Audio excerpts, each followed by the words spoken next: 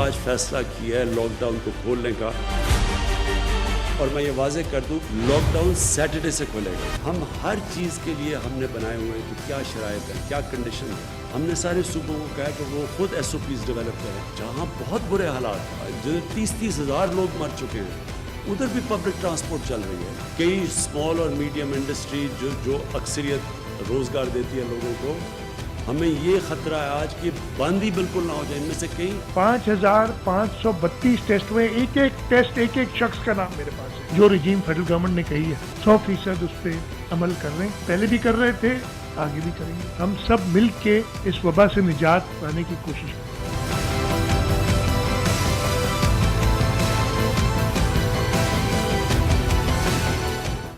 السلام علیکم، very good evening to all of you. آپ دیکھ رہے ہیں پس پردہ اور میں ہوں نادیہ نقی. اب سے جمعہ، ہفتہ اور اتوار رات 8 بجے آپ اس پروگرام کو دیکھ سکیں گے ماہ رمضان کے دوران. آج آف کورس بڑا دن اس لیے بھی ہے کیونکہ گزشتہ روز وزیر اعظم پاکستان نے اعلان کیا اور کہا کہ ہفتے کے روز سے، یعنی جو اب کل سیٹرڈے آ رہا ہے، اس سے لاک ڈاؤن میں نرمی آئے گی، بتدریج فیز وائز آئے گی. جو چھوٹی مارکیٹس اور محلے کی دکانیں ہیں انہیں صبح سحری کے بعد سے کھولا جائے گا. شام 5 بجے تک وہ دکانیں کھلی رہیں گی. کنسٹرکشن انڈسٹری کا جو فرسٹ فیز تھا، اس کے بعد اب سیکنڈ فیز میں اس سے جو الائڈ انڈسٹریز ہوتی ہیں ان کو بھی ایس او پیز کے مطابق کھولا جائے گا. ساتھ ہی انہوں نے یہ بھی کہا وزیر اعظم پاکستان نے کہ تمام تر ایس او پیز جو ہے وہ ملوز خاطر رکھے جائیں گے، اور ساتھ ساتھ یہ بھی کہا کہ لاک ڈاؤن کے ہم ظاہر متحمل نہیں ہو سکتے. یہ بھی آپ سب کے علم میں ہے کہ 26,000 سے زائد ہمارے کرونا کیسز ہو چکے ہیں پاکستان میں. اموات کا بھی ذکر کریں کہ روزانہ اگر ہم دیکھیں تو 500-600 کے قریب جو ہے وہ کیسز میں بتدریج اضافہ ہو رہا ہے. خود وزیر اعظم نے بھی اس کا ذکر کیا. آج ہم نے دیکھا کہ وزیر اعلیٰ سندھ مراد علی شاہ صاحب نے پریس کانفرنس کی. ہفتے سے نہیں بلکہ پیر سے اس لاک ڈاؤن میں فیز وائز کمی آئے گی. ساتھ ہی انہوں نے یہ بھی کہا کہ لاک ڈاؤن ہے اور رہے گا، اور پھر یہ بھی کہا کہ وفاق نے جو فیصلے کیے، کہاں مشاورت ہوئی اور کس طرح سے تمام تر صوبے مل کر اس پر کام کر رہے ہیں. لیکن اب سے کچھ دیر پہلے بھی ہم نے دیکھا کہ جیسے ہی یہ پریس کانفرنس ہوئی، اس کے بعد خرم شیر زمان نے بھی کہا کہ وہ تمام تر تاجر برادری کے ساتھ مل کر اور پروٹیسٹ بھی کریں گے، اور وہ یہ چاہتے ہیں کہ ان کو کھولا جائے. اب یہ بڑا ابہام ہے. شروع دن سے جب سے کرونا وائرس کا آغاز ہوا ہے، لاک ڈاؤن کی تشریح کو لے کر ہے. پہلے وزیر اعظم مختلف اوقات میں مختلف تشریح بتاتے رہے، اس کی افادیت بتاتے رہے، اور اب جب کہ انہوں نے اس میں نرمی کا بھی اعلان کر دیا ہے، تو اس کے بعد بھی ہم دیکھ رہے ہیں کہ اب یہ ابہام پایا جاتا ہے کہ چھوٹی مارکیٹ کون سی ہے، محلہ مارکیٹ کون سی ہیں جو کل صبح سحری سے، آج صبح بلکہ سحری سے کھل جائیں گی. اور پھر اس کے بعد سندھ کیا کہہ رہا ہے. ناٹ ٹو فرگیٹ کہ پنجاب میں بھی آج ایک بڑا خصوصی اجلاس ہوا ہے وزیر اعلیٰ بزدار صاحب کی زیر صدارت، جس میں کور کمانڈر لاہور بھی تھے.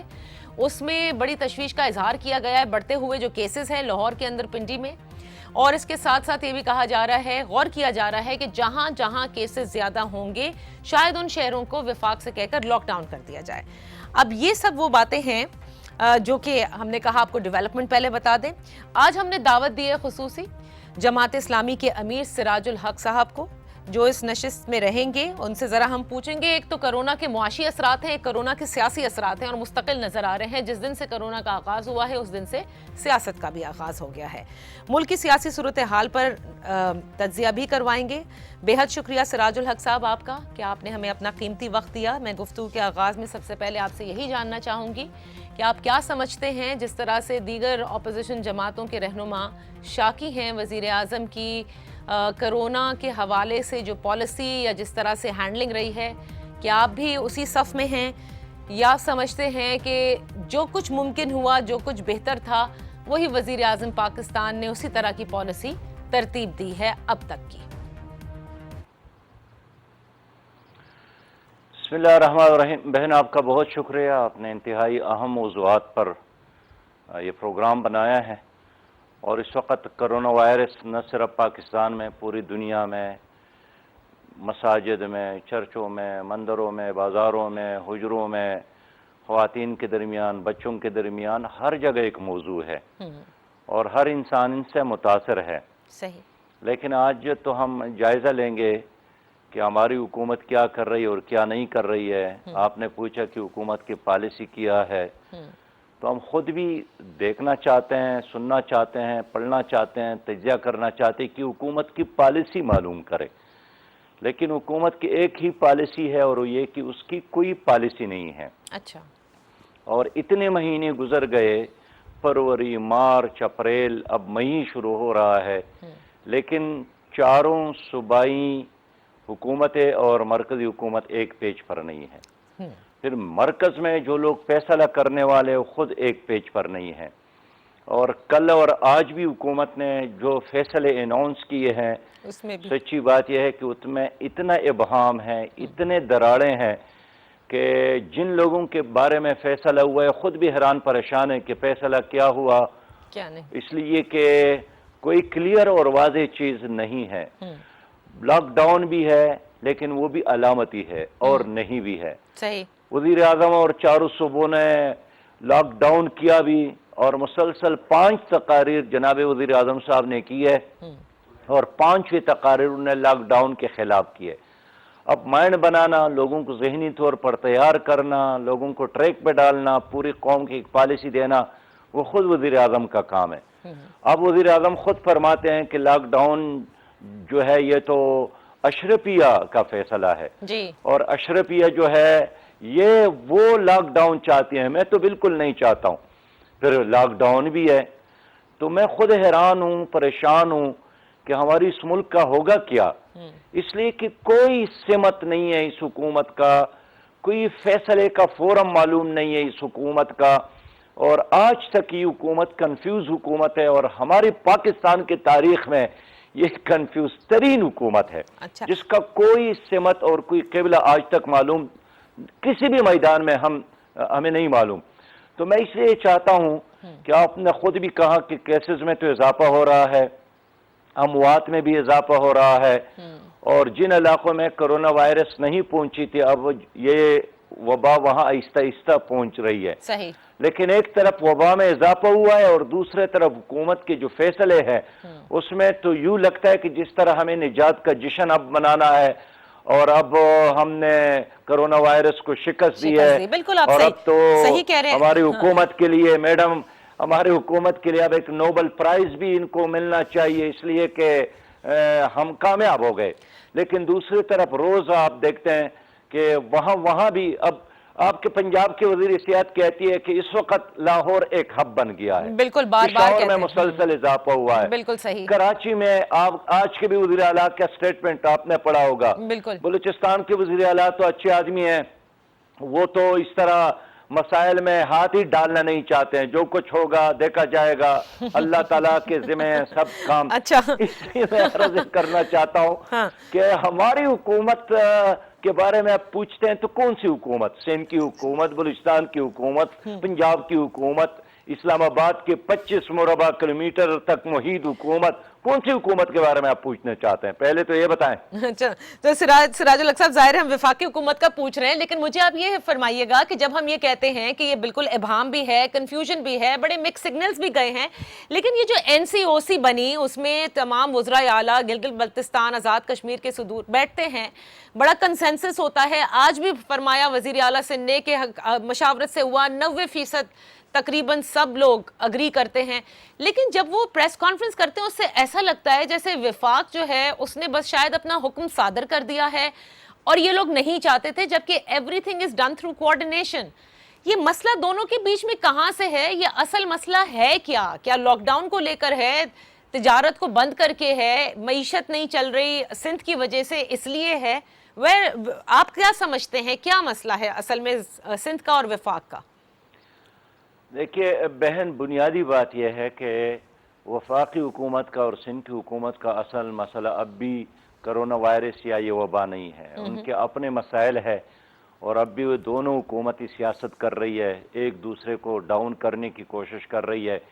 یعنی انصاف کا تقاضا، عقل کا تقاضا، پاکستانیت کا تقاضا تو یہ تھا کہ وزیر اعظم صاحب چاروں صوبائی وزراء کو اور گلگت بلتستان کے وزیر اعلیٰ کو، وزیر اعظم آزاد کشمیر کو بلاتے، ایک پالیسی بناتے. صحیح. پھر اس سے زیادہ عقل مندی کا کام یہی ہوتا کہ اگر حکومت اپوزیشن کی تمام جماعتوں کی بلا کر اور ایک نیشنل ایکشن پلان بناتی، لیکن 4 مہینے تو گزر گئے، اب تک کچھ کام نہیں ہو سکا، اور اب تک میں نہیں دیکھ رہا ہوں. بس اللہ نے کچھ رحم کیا، اس لیے کہ رمضان کا مہینہ ہے اور میں دیکھتا ہوں کہ چاروں طرف لوگ آسمان کی طرف دیکھ رہے ہیں، دعائیں مانگ رہے ہیں، نوافل پڑھ رہے ہیں، ختم قرآن ہو رہے ہیں، رمضان کے روزے لوگ روک رہے ہیں. تو ممکن ہے اللہ تعالیٰ لوگوں کی بات سنے اور ہم پر رحم فرمائے. لیکن اگر حکومت کی کارکردگی ہے تو سچی بات یہ ہے کہ حکومت کی کارکردگی اس پر صفر ہے، کچھ بھی نہیں ہے سوائے بیانات کا، اعلانات کا اور آپس میں تضادات کا. اچھا، تو اب مجھے یہ بتائے گا سراج صاحب، جیسے آپ نے کہا کہ ایک نیشنل ایکشن پلان ترتیب دینا چاہیے تھا، یہ نیشنل ایکشن پلان کو لیڈ وزیر اعظم ہی کرتے، جس طرح پہلے ایک نیشنل ایکشن پلان بنا تھا، لیکن اس میں اسٹیبلشمنٹ کا بھی تو بہت بڑا کردار تھا، بہت بڑا فوج کا کردار تھا کہ وہ پھر سب کو ایک پیج پر لے آتے، کیونکہ یہ کوئی پہلی مرتبہ نہیں ہے. فوج نے کئی مرتبہ یہ کوشش بھی کی ہے مختلف ادوار میں جہاں سب کو کسی ایک مدعے پر لایا جائے. اس وقت آپ اس سب کو کیسے دیکھ رہے ہیں؟ تو اسٹیبلشمنٹ کیا کیا کام کرے اس حکومت کے لیے؟ اسٹیبلشمنٹ کے لیے میڈیا کنٹرول کرے، اسٹیبلشمنٹ اس کے لیے وزارت خارجہ چلائیں، اسٹیبلشمنٹ سرحدوں کی حفاظت کرے، اسٹیبلشمنٹ امن و امان میں ان کے ساتھ تعاون کرے بلکہ لیڈ کرے. کچھ کام تو اس حکومت کے کرنے کا بھی ہے نا جی. اچھا، آخر 2 سال ہو گئے، اب تو ہنیمون کے دن بھی گزر گئے. 2 سال میں تو ایک بچہ بھی اپنے پاؤں پہ چلنا شروع کر دیتا ہے.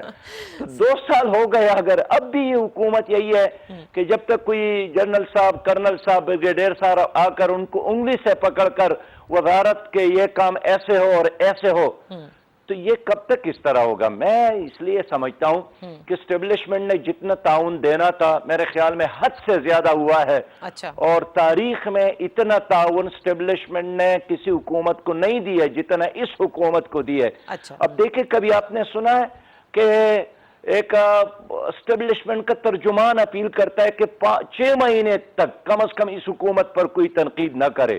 جمہوریت میں کبھی بھی نہیں ہوتا ہے. لیکن اسٹیبلشمنٹ نے یہ بھی کر کے دکھایا کہ چلے 6 مہینے تک اس حکومت پر کوئی تنقید نہ کرے، اور 6 مہینے بعد آپ دیکھیں گے کہ دودھ کے نہریں آپ خود دیکھیں گے. صحیح. تو میں سمجھتا ہوں کہ اس وقت تک جتنا تعاون اس نے کیا ہے آؤٹ آف دی وے جا کر اس حکومت کے ساتھ انہوں نے تعاون کیا ہے. لیکن یہ سارے وزراء جب ظہر کے بعد جاگتے ہیں اور رات بھر پتہ نہیں کیا کرتے اور کیا نہیں کرتے ہیں، اس لیے کہ سنجیدگی کم از کم اس حکومت میں اب نہیں تک نظر ہم نے آتے. نہیں دیکھی. اچھا، میں ایک چھوٹی سی قطع کلامی کے لیے معافی چاہوں گی، ایک بریک لیتی ہوں. جب بریک سے واپس آؤں گی، ایک بہت بڑا ذکر جو وزیر اعظم نے کیا جو کہ واقعی بہت سے لوگوں کو اچھا بھی لگا، بات بھی صحیح ہے، جس میں کرونا وائرس کا جو کولیٹرل ڈیمیج جسے ہم کہتے ہیں کہ ذریعہ معاش لوگوں کا ختم ہوا. ظاہر ہے کہ لاک ڈاؤن ہمیشہ کے لیے نہیں ہو سکتا، اس تک پہنچنے کے لیے سراج الحق صاحب نے بھی بڑی کوششیں کی ہیں، اور ان کی جو پوری فاؤنڈیشن ہے الخدمت، وہ بہت جگہ جا کر بڑا کچھ تقسیم کر کے آئی ہے. ایسے میں یہ کام کتنا مشکل ہے جو کہ سندھ بھی نہیں کر سکا، ایک میکنزم ترتیب نہیں دے سکا، نہ ہی پنجاب میں ہم نے دیکھا کہ کوئی راشن کی تقسیم کے حوالے سے کوئی بڑا مربوط قسم کا نظام ہو، نہ ہی خیبر پختونخوا میں، اور نہ ہی بلوچستان میں تو ایک نئی چیز کا آغاز بھی کر رہے ہیں، قرض حسنہ کا بھی وہ ذکر کر رہے تھے. لیکن بہرحال یہ کتنا مشکل ہے، اور کتنے لوگ ایسے ہیں آیا کہ جیسے کہ وزیر اعظم نے کہا کہ لوگ دہاڑی دار کرونا سے نہیں بھوک سے مر رہے تھے. Let's take a break.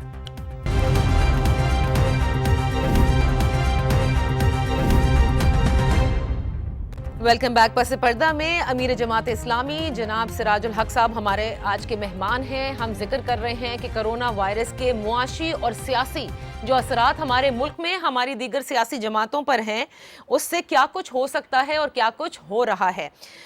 سراج الحق صاحب، سب سے پہلے میں ذرا جو امدادی کام ہیں ان کا ذکر کرنا چاہوں گی، کیونکہ جب سے کرونا کا آغاز ہوا تو صوبائی حکومت بھی یہاں کہتی رہی کہ ہم ایک میکنزم بنانے کی کوشش کر رہے ہیں، لیکن اس سب میں فلاحی اداروں نے بڑا کام کیا، خود الخدمت کا بڑا کام ہے. میں چاہوں گی ذرا ہمیں بتائیے گا کہ پاکستان کے کتنے علاقوں تک ہم سمجھیں کہ الخدمت جانے میں کامیاب ہوئی، جس میں ماسک، سینیٹائزرز، راشن، ڈاکٹرز کے لیے پرسنل پروٹیکشن ایکوپمنٹ بھی، اور آپ لوگوں کے جہاں جہاں اسپتال تھے، if I'm not mistaken، ان سب کو آپ نے کورونا کے لیے مختص کیا ہوا ہے.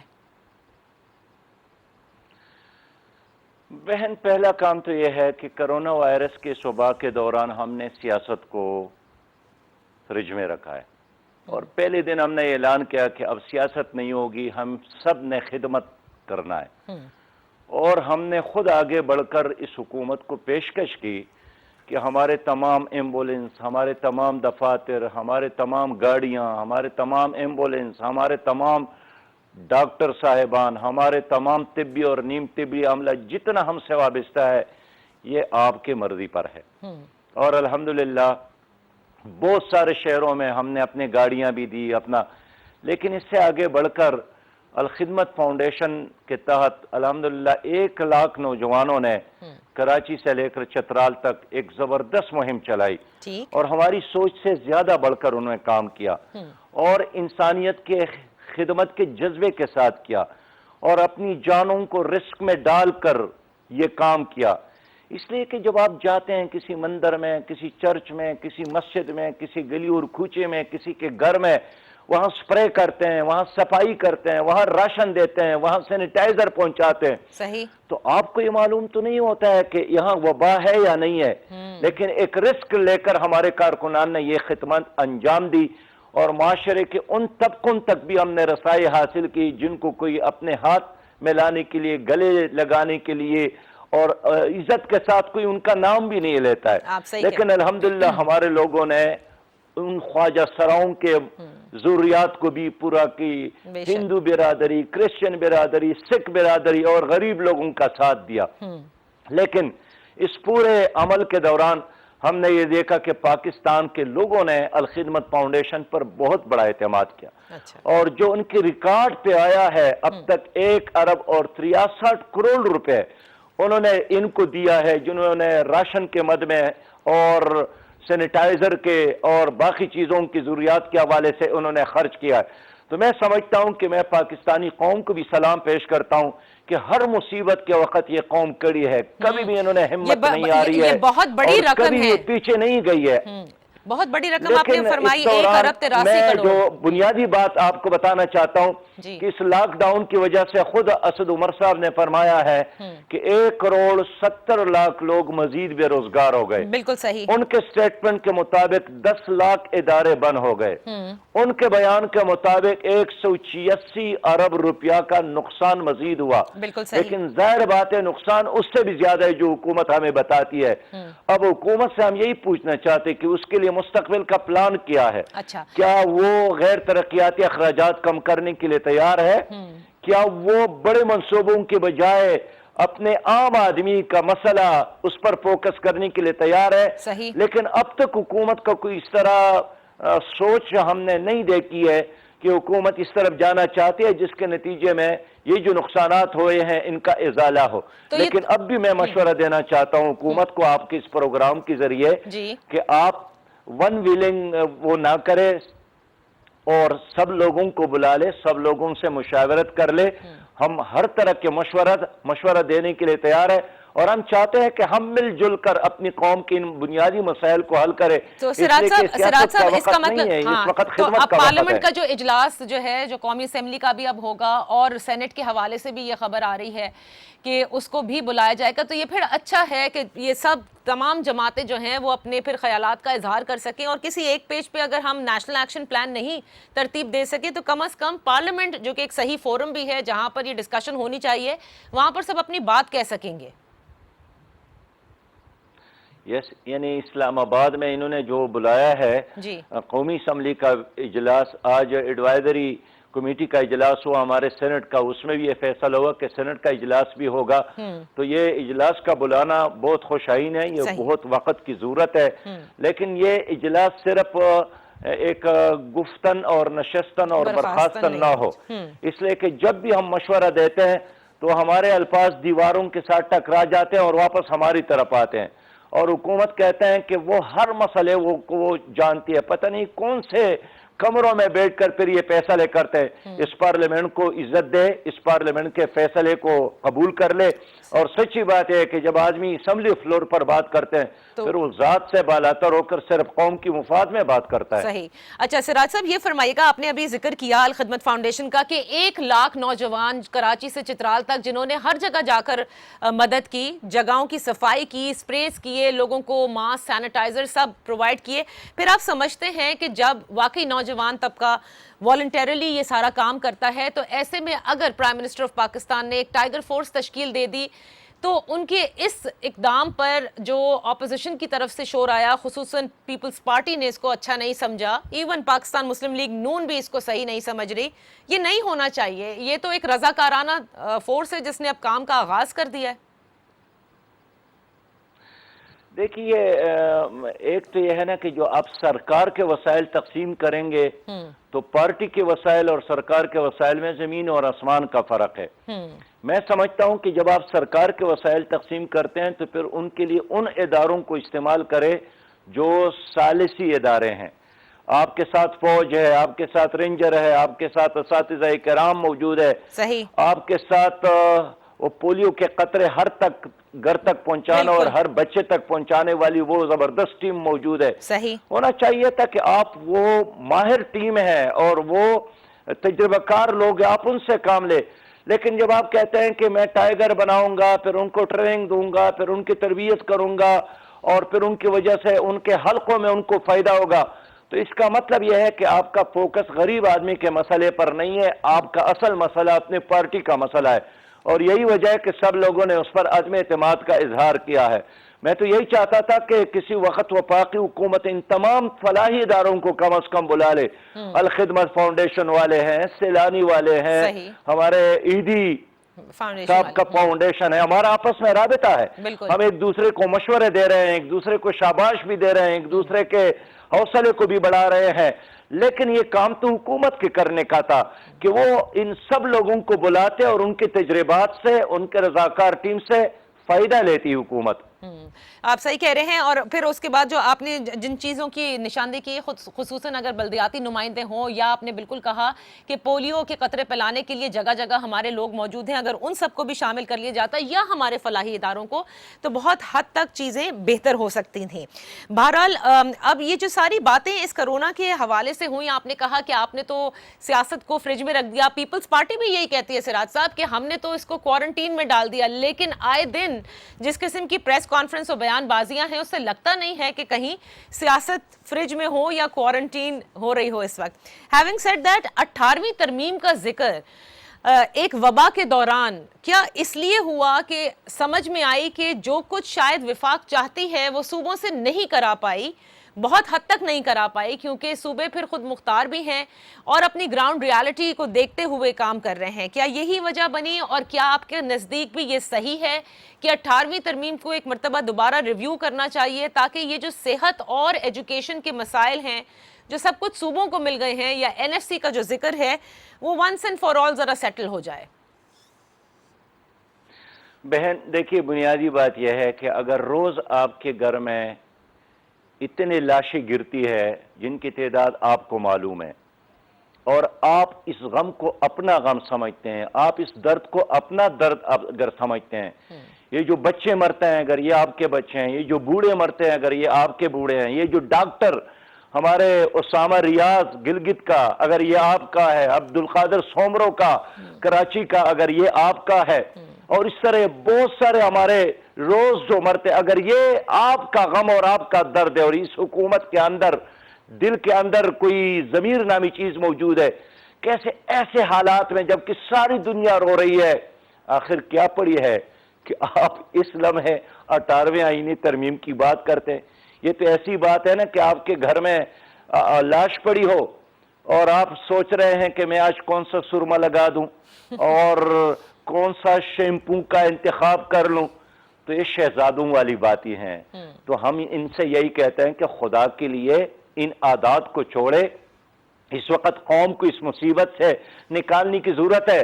बहन, روز سعودی عرب سے، امارات سے، یورپ سے، باقی دنیا سے بے روزگاروں کی نئی فوج صحیح کہہ رہے ہیں، پاکستان آ رہی ہے، صحیح بات وہاں ان کی نوکریاں ختم ہو گئی ہے، ان لوگوں کو پھر انہوں نے اسلام آباد کی ہوٹلوں میں ڈالا ہے، اور شرم کی بات یہ ہے کہ ایک غریب آدمی وہاں ان کی نوکری ختم ہو گئی، آپ نے ان کو وطن پہنچایا، پھر ان سے ڈبل کرایہ بھی لیا، بالکل پھر ایک دن کے کھانے کا ان سے 900 روپے بھی آپ لیتے ہیں، پھر 3000 روپیوں سے ایک رات کا کرایہ بھی لیتے ہیں۔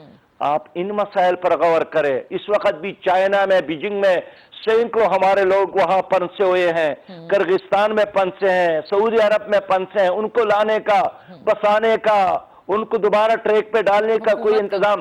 اس لیے اس وقت 18ویں آئینی ترمیم کا مسئلہ چھیڑنے کا واحد مقصد یہی ہے کہ آپ اس کرنٹ مسائل کو حل نہیں کر سکتے ہیں، فیس نہیں کر سکتے ہیں، تو آپ کو نئی بحثوں کی ضرورت ہے تاکہ قوم اسی میں الجھ جائے، اور جو حقیقی اور بڑے، ایک آدمی بھوکا ہے، وہ 18 ترمیم کو کیا کرے؟ اس کو رات کا کھانا پہنچایا جائے، صحیح، اس کا باپ بیمار ہے، اس کو دوائی دیا جائے، وہ بیچارہ پنس گیا ہے، اس کو وہاں سے نکالنے کا انتظام کیا جائے۔ آپ اصل مسائل کو تو حل نہیں کرتے ہیں، اور اس میں بات کرتے ہیں کہ 18ویں آئینی ترمیم۔ 18ویں ترمیم تو ایک بہت بڑا ترمیم ہے، بتائیں نا اس میں ان کی کیا تجاویز ہے، کیا مشورے ہے؟ اس لیے میں سمجھتا ہوں کہ کامن سینس سے کام لینا چاہیے کہ اس وقت کیا کام کرنا ہے، اور ترجیح کیا چیز ہے، اہمیت کس چیز ہے۔ اس وقت قوم کو اس دلدل سے مل کر نکالنے کی ضرورت ہے بہن۔ اچھا، لیکن مجھے یہ بتائے گا سراج صاحب، آپ نے بالکل صحیح کہا، لیکن کیا وزیر اعظم کا جو یہ فیصلہ ہے صرف ہاں یا نہ میں جاننا چاہوں گی اس سے پہلے کہ میں ایک بریک کی طرف جاؤں، کہ جو نرمی انہوں نے لاک ڈاؤن کی جس میں انہوں نے احساس کیا ان غریب لوگوں کا، اس دہاڑی دار کا، اس مزدور طبقے کا، کہ جس کا ذریعہ معاش جو ہے وہ رکا ہوا ہے اس لاک ڈاؤن کی وجہ سے، جس کے گھر کی روٹی روز کی رکی ہوئی ہے صرف اس لاک ڈاؤن کی وجہ سے، صحیح فیصلہ ہے کہ اس میں نرمی بتدریج وہ کر رہے ہیں؟ جی سراج صاحب۔ بہن، نرمی کیا ہے اور سختی کیا ہے، علامتی کیا ہے اور حقیقی کیا ہے۔ آپ ان لوگوں کی بجلی کا بل معاف کریں نا، گیس کا بل معاف کریں نا جن کے لیے آپ رو رہے ہیں، آپ ان کے پانی کا بل معاف کریں نا، آپ نے جو 12,000 روپے اعلان کیا ان کے گھر تک پہنچائے نا جی، ان کی ضرورت حل کریں، ان کے لیے رونا مسئلہ نہیں ہے۔ آپ جتنا بھی روئیں اس سے ان کا پیٹ نہیں بھرتا ہے۔ آپ قومی خزانے سے پیسہ لے کر ان کے گھر پہنچائے تاکہ وہ اپنے بچوں کو کھلائیں۔ اس لیے آپ نے مساجد کے لیے SOP بنایا ہے، باقی جگہوں کے لیے SOP تو بننا چاہیے نہیں، اس پر عمل بھی ہونا چاہیے۔ میں مانتا ہوں کہ غریب تاجر اس وقت بڑے مشکل سے دوچار ہے، لیکن اس کو سپورٹ دینا بھی آپ کا کام ہے۔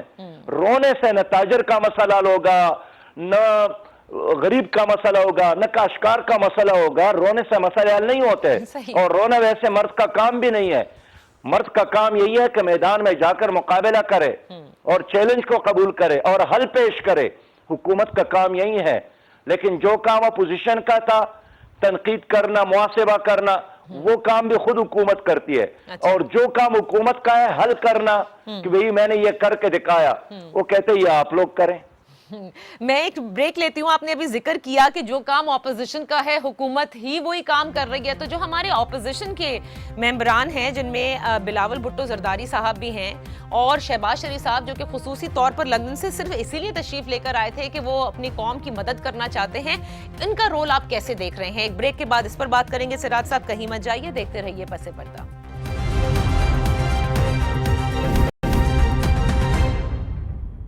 Welcome back. امیر جماعت اسلامی سراج الحق صاحب ہمارے ساتھ ہیں۔ ہم بات کر رہے ہیں کرونا کے حوالے سے جو کچھ ملک میں اس وقت ہو رہا ہے اور کیا کچھ کرنا چاہیے تاکہ ہم اس وبا سے جس طرح بھی نمٹنا ہے مل کر کس طرح سے نمٹا جائے۔ سراج الحق صاحب یہ فرمائیے گا کہ شہباز شریف کا میں نے بریک سے پہلے ذکر کیا تھا، وہ کس طرح کی اپوزیشن کرتے آپ کو نظر آ رہے ہیں؟ کیونکہ اگر وہ کہتے ہیں کہ وہ لندن سے آئے اور انہوں نے قوم کو اس سے نکالنا ہے، کیونکہ نون لیگ بھی یہ کہتی رہی کہ ڈینگی سے جس طرح سے نبرد آزما شہباز شریف صاحب نے کرایا تھا، تو یقین کریں لگ یہ رہا تھا کہ when he comes back بہت کچھ لے کر آئیں گے، بڑا کچھ بتائیں گے کہ کس طرح سے یہ کام کرنا ہے۔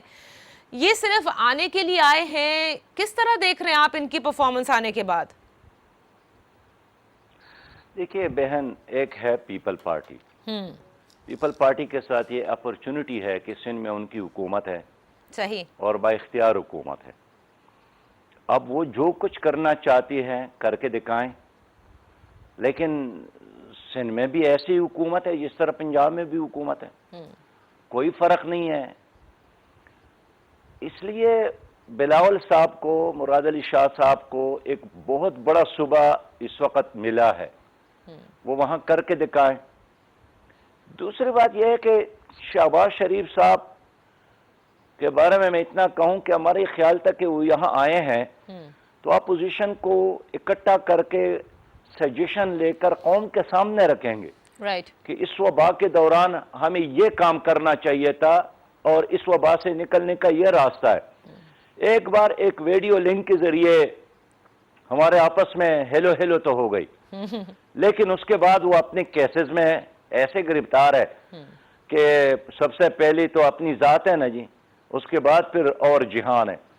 تو ان کیسز کی وجہ سے، نیب میں پیشیوں کی وجہ سے شاید وہ ان مسائل پر زیادہ توجہ نہیں دے سکے۔ اچھا، لیکن اب جب کہ قومی اسمبلی کا اجلاس ہو رہا ہے تو ہمیں چاہیے کہ ہم قومی اسمبلی کے فلور پر قوم کے مسائل کے حوالے سے بات بھی کریں، حکومت کو مشورے بھی دے دیں، اور یہ وقت میرے خیال میں لڑنے کا نہیں ہے، یہ وقت یہ وبا پھیل رہی ہے، معیشت بالکل بیٹھ گئی ہے، اور بھوک میں اضافہ ہوا، بے روزگاری میں اضافہ ہوا۔ صحیح، میں سمجھتا ہوں کہ حکومت بھی تھوڑی سی عقل سے کام لے، سب کو بٹھا کر اپنے اس ملک کو مشکل سے نکالنے کے لیے راستہ ڈھونڈے، وبا جب ختم ہو جائے، حالات بہتر ہو جائے، پھر اپنی سیاست کرے۔ بالکل۔ اچھا، یہ آپ نے نیب کا ذکر کیا اور بالکل صحیح بات ہے، شہباز شریف صاحب اٹینڈ بھی کر رہے ہیں، نیب کی پیشیاں بھگت رہے ہیں۔ نیب کے حوالے سے شیخ رشید صاحب نے جو کہا کہ عید کے بعد نیب ٹارزن کی صورت میں سامنے آئے گی، گویا اس سے یہ اخذ کیا جا سکتا ہے کہ بہت زیادہ اور شاید اگریسو طریقے سے آئے۔ پھر کاف لیگ کے جو معاملات ہیں نیب کے حوالے سے، کس طرح سے آپ دیکھ رہے ہیں ان تمام چیزوں کو؟ لیکن میں شیخ رشید صاحب کی بیان پر تبصرہ نہیں کرنا چاہتا ہوں، میں اپنی بات کرتا ہوں کہ نیب کی کارکردگی سے ہماری قوم مطمئن نہیں ہے، اور اس حکومت کی جو 2 سال گزر گئے انہوں نے ایک کام نہیں کیا، اور وہ احتساب کا کام ہے۔ آپ دیکھتے ہیں نا کہ 436 افراد کے نام تھے پاناما لیکس میں، صحیح، جس پر عمران خان صاحب اور ہم سب قوم وہاں گئے تھے سپریم کورٹ میں، 111 دن ہم نے وہاں پیشی کی، صحیح، لیکن حکومت کے آنے کے بعد کیسا وہ سارا فائل ہی غائب ہو گیا، کوئی نام لینے والا نہیں ہے، اس لیے کہ اس میں بڑی بڑی شخصیات کے نام ہیں۔ میرا اب بھی یہی مطالبہ ہے کہ احتساب تو وہی ہوگا اس وقت کہ جب ان 436 افراد کے نام سامنے لایا جائے، ان کا ایڈٹ کیا جائے، الٹرا ساؤنڈ کیا جائے، آپ کے اسٹیٹ بینک سے جن لوگوں نے قرضے لیے ہیں ان کے نام موجود ہے، اور قرضہ آپ جیسے بہن نے نہیں لیا ہے، نہ مجھ جیسے عام آدمی نے، یہ ان لوگوں نے لیا ہے جو پہلے ارب پتی تھے، جن کے ایک شوگر مل تھا تو 11 ہو گئے، جن کا ایک کارخانہ تھا وہ 12 ہو گئے، صحیح، انہی لوگوں نے قرضے لیے ہیں، اور قرضے بھی میرے اور آپ کے بینک سے، لیکن وہ ڈیفالٹ قرار دیے گئے، ان سے واپس نہیں لیے گئے۔ میں اس لیے کہنا چاہتا ہوں کہ جب تک شفاف احتساب نہ ہو ہم ترقی نہیں کر سکتے ہیں۔ اس وقت جو پیشے اور آنیاں جانیاں ہے، یہ تو صرف ایک سیاست ہے کہ لوگوں کو دبایا جائے، کہ اگر آپ دباؤ دیتے ہیں تو اگلے دن ایک اور پیشے ہوگی، اگر آپ نے کوئی اور سٹیٹمنٹ دیا تو پھر جلدی ایک اور پیشے ہوگی۔ ہم چاہتے ہیں کہ نیب اپنی ذمہ داریاں پوری کرے، اور کاش نیب اپنے حصے کا کام کرتی تو ہمارے ملک میں کرپشن کا یہ وائرس کم از کم ختم ہوتا۔ یہ آپ نے احتساب کا ذکر کیا، بالکل صحیح کہا کہ پی ٹی آئی کی حکومت احتساب کے نعرے پر آئی تھی، لیکن ایک احتساب تو ہو رہا ہے نا جو وزیر اعظم کر رہے ہیں، یہ آٹا چینی کمیشن والا۔ دیکھیے اس حکومت نے یہی تو کہا تھا نا کہ ہم تبدیلی لائیں گے۔ اب اگر آپ دیکھ لیں تو انہوں نے ایک ہی تبدیلی کی ہے جس کا ہم اعتراف کرتے ہیں، اور وہ آئی جی پی پنجاب کی تبدیلی، چیف سیکرٹری کی تبدیلی، ادھر خیبر پختونخوا میں تبدیلی۔ لیکن میں سمجھتا ہوں کہ چیف سیکرٹریز کا یا آئی جی پیز کی تبدیلی نہیں ہے۔ تبدیلی کا مطلب یہی ہے کہ آپ غریب آدمی کی زندگی میں کوئی خوشحالی لائے، کوئی انقلاب لائے، کوئی ان کے بچے کے ہاتھ میں قلم دوات تمائے، कोई उनके बेरोजगार को रोजगार दे दे। वो जो 1 करोड़ नौकरियों का दावा था, 2 साल तो हो गए, चले 1 करोड़ न सही 50 लाख सही, 50 लाख न सही 10 लाख सही, 10 लाख भी न सही 10,000 सही, लेकिन 2 सालों में अगर ये 200 नौकरियां नहीं दे सके, ये बाकी 3 साल में क्या करेंगे? तो मैं कहना चाहता हूं कि आपने पूछा कि जो आटा और चीनी के हवाले से जो स्कैंडल था, वो भी उन्होंने गुज़श्ता 25 फरवरी दिया, और आज कौन सी तारीख है, और कहते कि मजीद दिन। अगर ये इस स्कैंडल में कोई गरीब आदमी इन्वॉल्व होता तो अब तक उनके गले में फांसी का फंदा भी आप देख लेते। लेकिन ये मौसर लोग हैं, ये लैंड माफिया, ये ड्रग माफिया, ये शुगर माफिया, ये आटा माफिया, ये माफियाज है जिन्होंने हुकूमतें बनाई हैं और फिर हुकूमतें बनाने के बाद फिर उनसे इस्तिफादा करती है। बिल्कुल। इसके हकीकी एहतसाब के लिए एक तवील और अजीम और पाक इनकलाबी जद्दोजहद की जरूरत है। अच्छा, मैं आपसे ये पूछना चाहूंगी आखिर में सिराजुल हक साहब कि बिल्कुल सही है कि हुकूमत जो है उसका एक दिल भी बड़ा होता है, लीज भी उसे करना होता है, जैसे कि अगर सबको एक पेज पर लेकर आना हो, एक हम आहंगी हो, ताकि कोरोना की जो वबा है इससे निजात हासिल हो, या कम से कम उस तरह से खुदा ना करे पाकिस्तान में हालात ना हो जिधर दुनिया में जहाँ पे बदतरीन हम मिसालें दे रहे हैं। तो ऑपोजिशन का भी तो किरदार है, आप सारी जमातों का किरदार है कि आप भी वज़ीर आज़म को इनवाइट करें, किसी तरह एक पेज पर लाने के लिए बात करें, बार बार मिलें, तभी तो ये सही तौर पर कुछ पॉलिसीज़ भी मिलेंगी, कुछ सही तौर पर मुल्क भी चलेगा और एक पेज पर चलेगा। जब कोरोना वायरस का मैं जिक्र करूं तो देखिए बहन, एक बीमार होता है और एक दीवाना होता है। जब एक इंसान को महसूस होता है ना कि मैं बीमार हूं, तो आप उसका इलाज कर सकते हैं। लेकिन जब एक बीमार कहें कि मैं बिल्कुल ही बीमार ना हो और डॉक्टर को अपना दुश्मन समझते हैं, तो आप उसका क्या इलाज कर सकते हैं? इस हुकूमत के साथ तो सब ताउन के लिए तैयार थे कि आओ मिलकर इस मईशत को बेहतर बनाने के लिए मिलकर प्लान बनाते हैं। हम तो तैयार थे कि मिलकर इस वबा से निकलने के लिए मिलकर एक नेशनल एक्शन प्लान बनाते हैं। सही। लेकिन दूसरे तरफ से भी कोई हाथ तो बढ़ना चाहिए। इसलिए मैं समझता हूं कि अपोजिशन में भी कमजोरियां हैं, इसलिए कि यह अपोजिशन भी उन्हीं पार्टियों पर मुश्तमिल है जिन्होंने गुज़श्ता 72 सालों से हुकूमत की है। ये ऐसे लोग नहीं है जिनको लोगों ने नहीं देखा है, बार बार देखा है, एक नहीं 4-4 बार देखा है। अपोजिशन भी वही है। सही। लेकिन इस वक्त तो पीटीआई है। मैं इतने कह सकता हूं कि ये पीटीआई भी उन्हीं पार्टियों का एक तसलसल है। ये कोई नई पार्टी या कोई नया प्रोग्राम, कोई नया विजन नहीं है। इसलिए जिस तरह पहले था अब भी वैसा ही हो रहा है। एक चीज मुझे बताएं कि इसमें कोई इनकलाब और तब्दीली आई हो सिवाय चेहरों के। ये क्या तब्दीली है कि एक आदमी आज उसके घर पर पीपल पार्टी का झंडा है और आज उसके घर पर पीटीआई का झंडा है, तो ये इनकलाब हुआ, ये तब्दीली हुई? ये तब्दीली नहीं है, वही आदमी है। इतनी तब्दीली आई है कि पहले अगर उसके उम्र में 55 साल थे तो अब 65 साल है, तो यही तब्दीली है। इसलिए मैं आपसे अर्ज करना चाहता हूं कि उनसे गिला न करे।